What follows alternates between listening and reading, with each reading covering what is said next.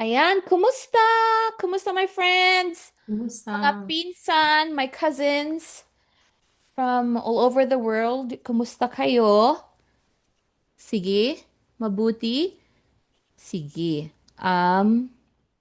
Ako naman, mabuti ako. Nag-camping kami ng pamilya ko at nag-lake kami for 8 hours. At sobrang, I got some good tan. Sige. Um, at yeah, masaya. Nakakapagod. Tiring. Nakakapagod mag mag-put up ng tent at mag-take down ng tent. Nakakapagod. Mas gusto ko ang hotel. Mas Me prefer ko too. ang hotel. Sige. Ayan, now mag-share na ako ng screen ko. Sige, I'm gonna try something new today, okay? So instead of, calling everyone one by one to participate, I'm gonna try to put everyone in a breakout room so you can practice with someone. Sige? If that's something, no, I'm gonna group you into three, like so three people per group. So in case na like one of you doesn't want to do it, then okay lang. Then someone else, my partner still. Okay, let's do that. Um, i-share ko na ang screen ko. Oh, I already did. Oopsie.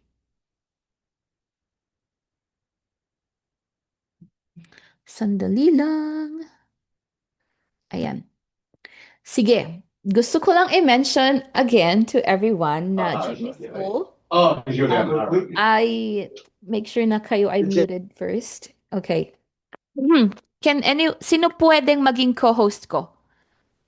Sige. Sige, Ate Cheryl. Thank you so much. Sige. Ayan. Sige, ayan. So gusto ko lang i-mention na ang Jeepney School ay in partnership with World Remit. So ang World Remit po ay an easy way to send money to your loved ones in the Philippines or in any part of the world. So if that's something that you do regularly or you know anyone na regularly nagsisend ng money sa Pilipinas, choose World Remit. Remit at you can use the promo code Jeepney School to get $20 discount on your first transfer. Sige, when you use World Remit po, you are supporting Jeepney School. Sige, maraming salamat! Now, ang lesson natin today, welcome to Jeepney School. Ang lesson natin today ay mga prutas. Mga prutas, we will review our fruits in Tagalog and we will do demonstrative pronouns too. Sige? Pero bago yan, let's review our lesson from last week. We did nasaan, right? Nasaan ang pulang bag ko? Where is my red bag? Where is my blue phone? Now let's do the same thing, pero this time, let's use extended family members, titles for extended family members, okay? So we have lola, lolo, tita, tito, pinsan, pamangkin, apo, biyanan, manugang. Okay, example, nasaan ang lola ko? Where is my grandma? Nasaan ang pinsan mo? Where is your cousin? Nasaan ang pamangkin niya? Where is his niece or nephew? Asawa, yes, asawa is correct. You can use asawa if you want, but I always think asawa as your immediate family member, not like extended. Sige? But you can use that if you want that too. Sige? Now I want you to do that. Okay, right. Two sentences or two questions using nasaan. And while you're doing that, I'm going to write more example here. Nasaan ang apo mo? Nasaan ang pinsan natin? Nasaan ang biyanan ninyo? Sige. Now, if you want to join and participate, so para sa part na to and this part, I'm just gonna call um, kayo. I'll just call you kasi this is just a short activity. But we will do a longer activity mamaya para sa breakout room. Okay? Now, if you answer me, you can say nasa and then part of the house. So we are reviewing the lesson from last week too. Nasa kusina. Ang lola ko nasa banyo. Ang pinsan natin nasa nasa hardin ang apo mo. Okay? So if you want to participate, ay, kabayo, sorry. Kabayo, horse. That's my expression. Sige. Okay. Ito ang aking questions. If you want to participate, raise your hand po and I will call you. And I will ask you three questions. Nasaan ang apo mo? Nasaan ang pinsan natin? Nasaan ang biyanan mo? And answer me using this sentence frame. Okay po? Sige. Let me just edit this. Ayan. Medyo messy. Ayan. Sige. I'm gonna ask my friend, um, Christina Rono, nasaan ang apo mo? Sorry, I wasn't ready yet. Sorry, what was that? I'm sorry, I wasn't ready yet. Oh, okay lang, okay lang, okay lang. Sige. Mark Luon or Loon, nasaan ang apo mo? Hi, okay. Nasa sala ang apo ko. Nasaan ang pinsan natin? Nasa kusina ang pinsan natin. Mhm. Nasaan ang biyanan ninyo? Nasa labas ang binyanin namin. Magaling. Sige. Sige, now, ask me your three questions. Sige. Ate Marian? Hi, Ate Cherry. Hi. I'm going to ask you my three questions Oo. now. Oo. Okay. Nasaan ang lola mo? Nasa kwarto ang lola ko. Nasaan ang tito ni Joy? Nasa banyo ang tito ni Joy. Nasaan ang apo ko? Nasa Jollibee ang apo mo. Or nasa kwarto ang apo mo. Sige. Magaling. Salamat. Salamat. Sige, next ay si L. Maglalang.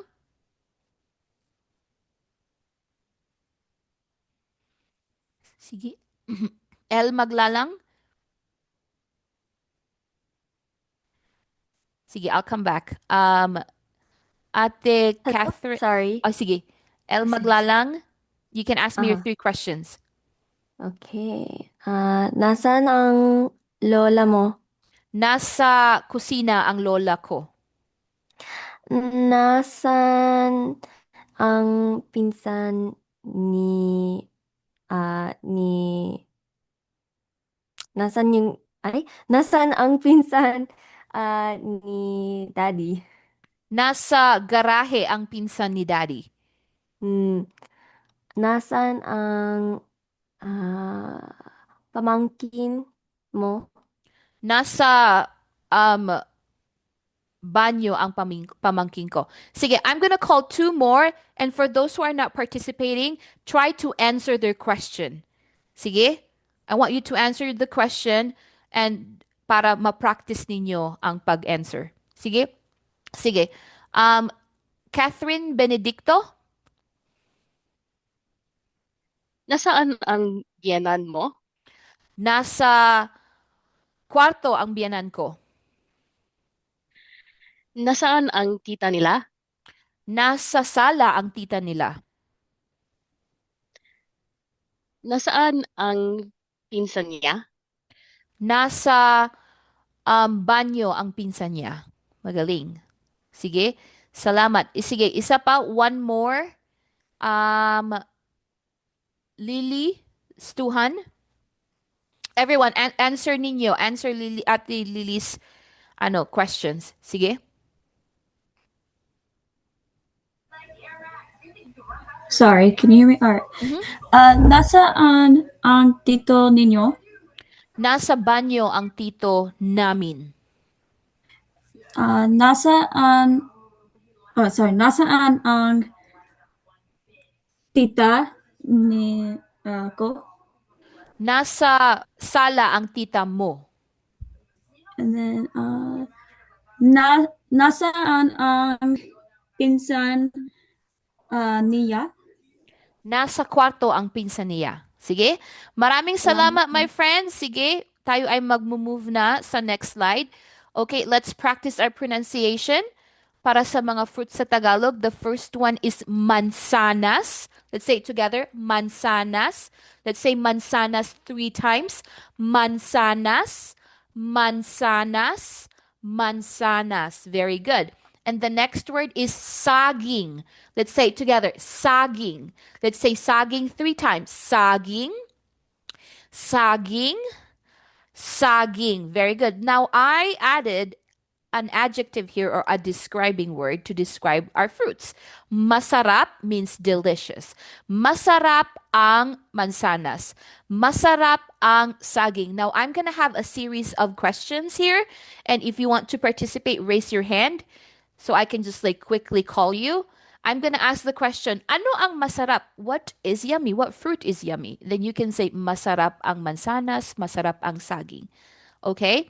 Sige, ano ang masarap, Miggy? Masarap ang saging. Magaling. Ano ang masarap, Ryan?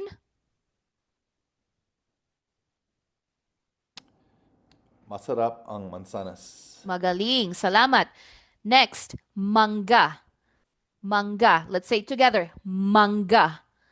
Let's say mangga 3 times. Mangga, mangga, mangga. Very good. And we have for orange, we say dalandan. The word for the color orange is kahel. The word for the fruit is dalandan. Now, some people will call dalandan pongkan. Okay, some of you might have heard this, pongkan. And that is also correct. You can call it pongkan, you can call it dalandan, pero in my province, we call it dalandan. Now, in some parts of the Philippines, their dalandan is this giant lime calamansi, but it's not sour. It's like a sweet dalandan, but the outer part is green. So that's their version of dalandan. But at least in my province or in Tagalog region, this is our dalandan. Sige? Now, the word I used to describe these fruits is matamis. Let's say it together. Matamis. Matamis sweet. Now, ano ang matamis? Ano ang matamis? Christina Becerra, ano ang matamis? Matamis ang mangga. Magaling. Tanya Williams, ano ang matamis? Matamis ang dalandan. Magaling, magaling. Sige, next words natin ay ubas. Let's say it together. Ubas. Let's say ubas 3 times. Ubas, ubas, ubas. Very good. Ubas, or you can also say mga ubas. And then the next one we have piña. Let's say it together. Piña. Let's say piña 3 times. Piña, piña, piña. Very good. Now, the word I used here to describe these fruits is maasim. Let's say it together. Maasim means soury. Sour. Like sinigang. Maasim ang sinigang. Okay? Maasim. Now, ano ang maasim? Ano ang maasim? Sarah Michelle Aquino, ano ang maasim? Maasim mga ubas? Maasim ang mga ubas, magaling. Ano ang maasim, Helena Co? Maasim ang pinya. Magaling, salamat. Sige, ito naman ang next set of words natin. Sige, ang word para sa watermelon ay pakwan. Pakwan. Let's say pakwan 3 times. Pakwan, pakwan, pakwan. Sige, at para sa pear, we say peras. Peras. Let's say it together. Peras, peras, peras. Very good. Now, the word I used here to describe these fruits ay makatas. Makatas means juicy. Makatas. Can you say makatas? Makatas. Very good. Makatas from the word katas, the juice of the fruit. Makatas. Sige. Ano ang makatas? Ano ang makatas, Christina Rono? Ano ang makatas? Magatas ang pakwan. Magaling. Ano ang makatas? Cares Crisostomo? Ano ang makatas? Makatas ang pakwan. Magaling. Ano ang makatas, AJ Bayot? Makatas ang manga. Mangga? Sige, salamat. Sige, next naman ay papaya. I think we say papaya too in English, right? Papaya. Sige. We'll just focus on this one. Sige, ito ay calamansi. Let's say it together. Calamansi. Let's say calamansi 3 times. Calamansi, calamansi, calamansi. Sige, I don't know about you, but my favorite meal is when I have rice and then I have like chicken. Tapos I have a soy sauce and then you put calamansi on the soy sauce. You grab your chicken and your rice with your hands and then you dip it sa calamansi or sa soy sauce with calamansi. It's like, I'll take this any day. You can have your steak. This is my meal na sobrang masarap. Sige. Now, let's say ito, the word hinog means ripe. Okay? Hinog. Okay, let's say it together. Hinog. Okay, ano ang hinog? Ano ang hinog? Liberty Estolas. Ano ang hinog? Hinog ang kalamansi. Magaling. Ano ang hinog, Monadel? Hinog ang kalamansi. Magaling. Ano ang hinog? Rihanna Pexon. Hinog ang papaya. Magaling. Salamat. Thank you, everyone. Kayo ay very quick sa pag-answer. Sige, now let's talk about demonstrative pronouns, okay? So demonstrative pronouns are words used to point to people or things. So in Tagalog, the pronoun you use depends on how far the person or the object is from the speaker. So we have 3 main demonstrative pronouns in Tagalog. We have ito. In English, we translate it as this. And used for object, mga objects na near sa speaker. Okay, now for that, we say iyan. Okay, iyan. That, near the person being spoken to. And then we have iyon. It's the same with iyan. It's that, but further away, over there. Okay, far from both the speaker and the listener. So, ito, iyan, iyon. Ito, iyan, iyon. Ito, iyan, iyon. Sige? Now, examples. I have examples here of sentences on how we can use ito. Libro ito. This is a book. Bag mo. Okay, let's read it together. Everyone, let's read this together. Okay? Libro ito. Libro ito. This is a book. Bag mo iyan. That is your bag. Bahay namin iyon. That is our house. Okay? Now, I just want to mention too that ito or this in casual speech, native speakers often say to. They drop the I. Okay, so instead of saying ito, they just say to. Libro to. For iyan, in casual speech, we say yan. Iyon, in casual speech, we say iyon. Example, mangga to instead of mangga ito. Mangga yan instead of mangga iyan. And mangga yon instead of mangga iyon. Sige? Ngayon, I want you to write 3 sentences, my friends. Sige, 3 sentences. 1 for ito, 1 for iyan, 1 for iyon. I want you to choose a fruit. Example, mansanas ko ito. This is my apple. Saging mo iyan. That is your banana. Mangga niya iyon. That is his or her banana, but the banana is malayo, far away. Okay? Sige, I want you to write 3 sentences po. Sige. Using ito, iyan, and iyon. You can write it sa chat, you can write it sa notebook ninyo, or you can have it ready if you want to participate sa practice. Sige.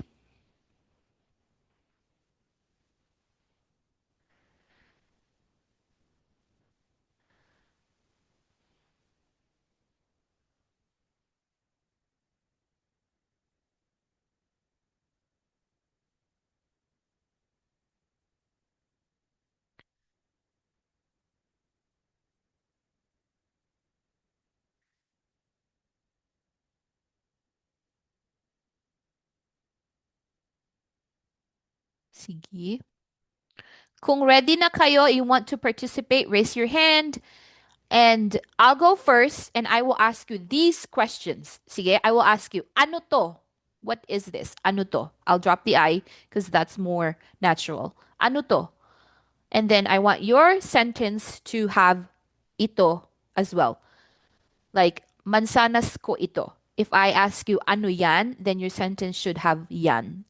Saging mo iyan. Ano iyon? Mangga niya iyon. Okay? Sige, I'll ask you first. Sige, Kathleen So, ano ito? Pakwan ko ito. Ano yan? Ubas mo iyan. Ano yon? Mansanas namin yon. Magaling. Sige. Ren Abogado. Sige. Ano ito? Ano to? Peras niya to. Ano yan? Pinya ko yan. Ano yon?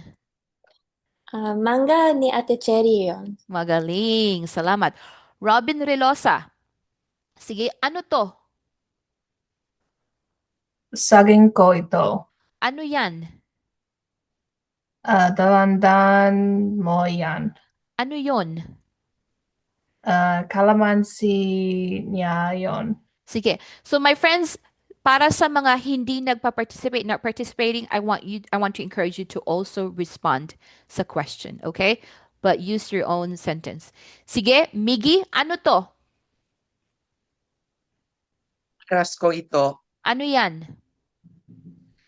Dalandang katas mo yan. Ano yon? Kwanikirin yon. Sige, salamat. Sige, Paige. Sige, Paige. Ano ito?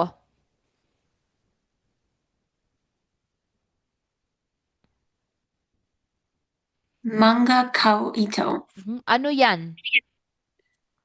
Ubas mo iyon. Ano yon? Peras niya iyon. Magaling. Sige, next ay Caitlin Kabachan. Sige. Ano to? Pakwan ko ito. Ano yan? Dalandan mo iyan. Ano yon?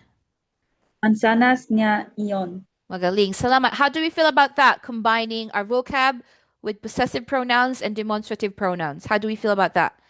Mabuti? Okay lang? Sige? Okay. Next one. Okay, we'll do a role play here.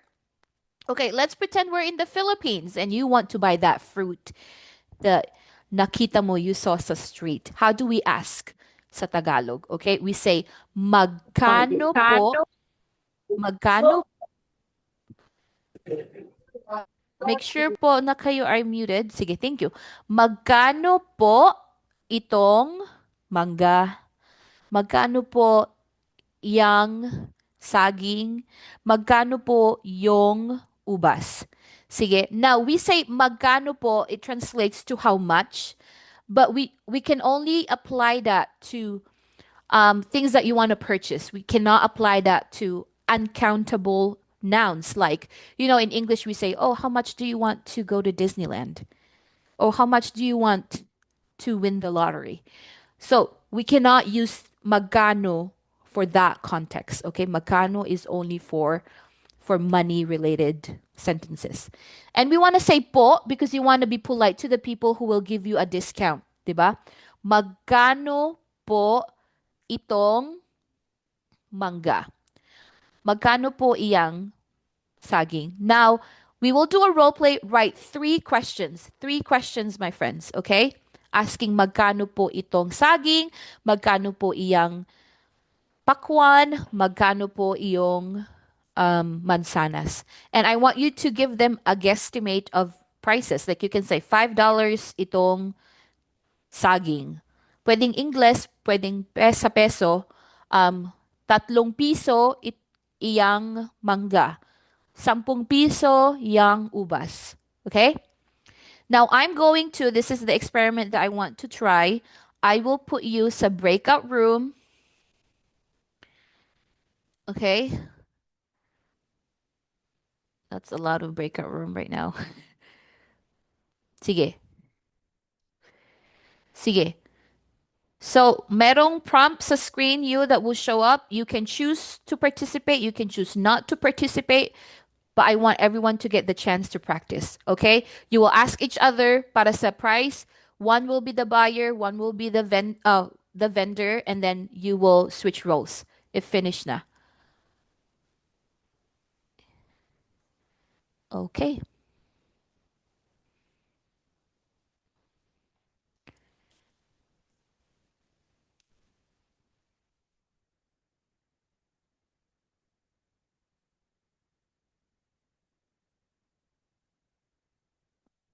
That's a lot of breakout room.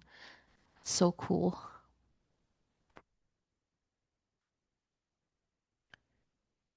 Okay.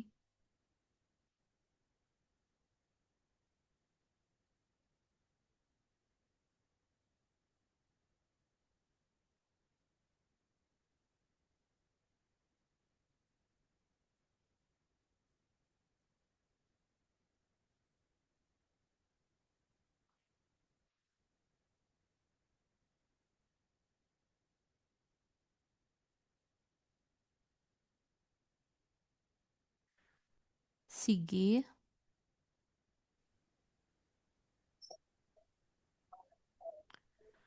There should be a prompt on your screen telling you to join this breakout room.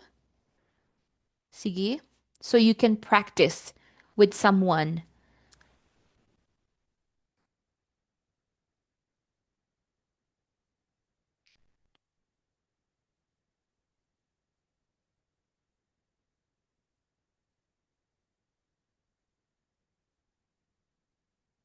Sige.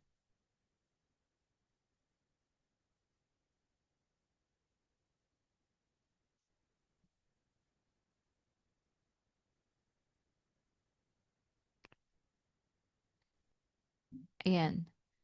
So for those who are here, just continue writing sentences because I'll be visiting some of the groups, some of the breakout room.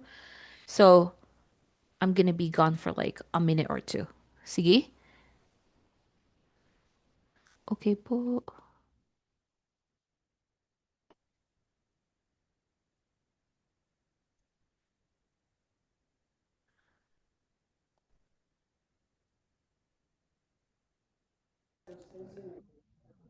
I'll try again. Okay. Let's see. I'll go.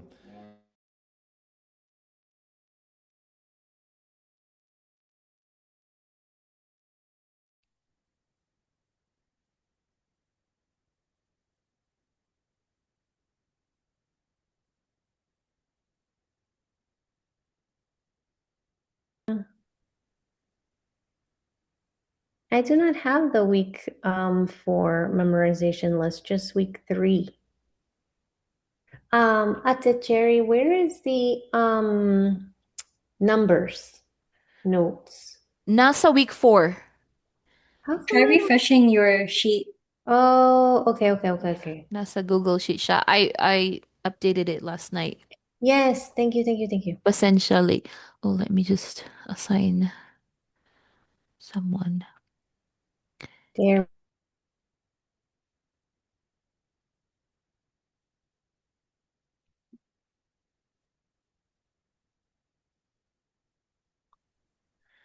Sige. Para sa mga nandito, you can participate. I'll work with you. Okay? I'll work with you. Raise your hand if you want to practice. Sige. While others are doing their own practicing sa breakout room. Sige.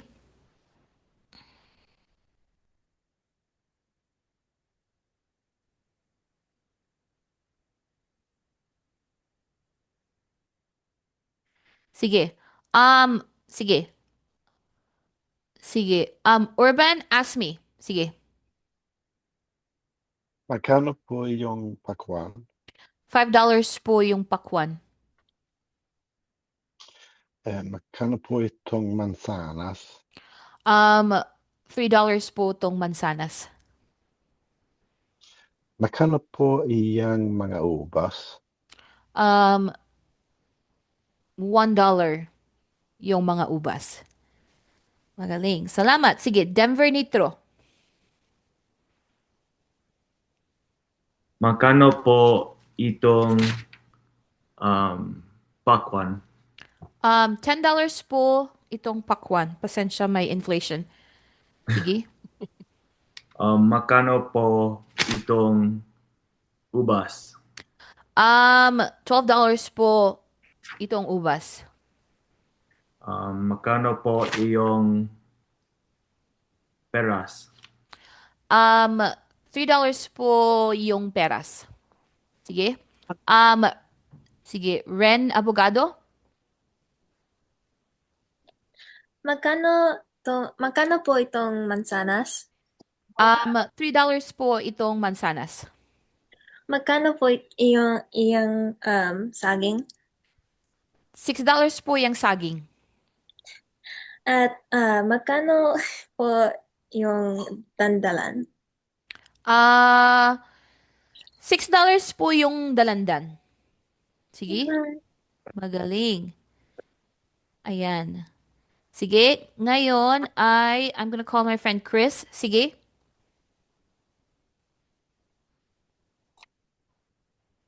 Hello, I ask questions. Opo, opo. Okay, magkano po itong mansanas? $2 po itong mansanas. Magkano po iyang mangga? $3 po yung mangga. And magkano po iyong pinya? $2 po yung pinya. Sige. Salamat. Sige, Paige.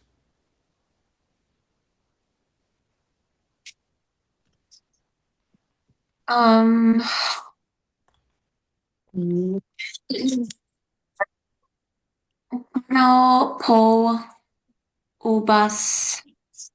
$3 po itong ubas. Magkano po iyon mansanas?